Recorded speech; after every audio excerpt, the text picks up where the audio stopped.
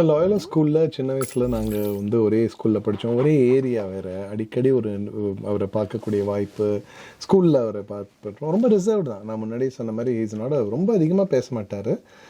கம்மியாக தான் பேசுவார். பட் ரொம்ப பேசினா ரொம்ப ஏதாவது ஒரு அர்த்தம் இருக்கும். அந்த மாதிரி தான் ஒரு பர்சன் அவர். ஸோ அவர் வந்து நாங்கள்லாம் அவர் படங்கள் நடிக்க ஆரம்பிச்சிட்டாரு அப்படிங்கிறத நாங்கள் பார்த்தோம். அதுக்கப்புறம் ஒரு பெரிய வளர்ந்துட்டே இருக்காரு. ஒரு பெரிய ஒரு சூப்பர் ஸ்டார்டம் அட்டைன் பண்ணிட்டாருங்கிறது எங்களுக்குலாம் ரொம்ப பெருமையாக இருந்தது. அதுக்கப்புறம் நான் இந்த இண்டஸ்ட்ரிக்கு வந்து நான் அவருக்கு பாடக்கூடிய வாய்ப்பு கிடச்சி அதில் பாடின பாட்டு பூரா சூப்பர் ஹிட் ஆகி அதில் அவருடைய ஏன்னா டான்ஸும் அதுவும் இதுவும் அந்த சக்கரை நிலவையிலலாம் வந்து எனக்கு வந்து ஒரு பெரிய ஒரு போனஸ். இதெல்லாம் வந்து ரொம்ப பேருக்கு கிடைக்காத ஒரு பாக்கியங்கள். ஸோ அவரை வந்து இன்றைக்கி அவருடைய வாழ்க்கை பாதை என்ன வேணும்னு அவர் தீர்மானிச்சிருக்காரு. அவர் எந்த விஷயம் பண்ணாலும் அதில் ஒரு ஃபேனாக எங்கள் ஏரியா அண்ணான்னு சொல்லுவேன்.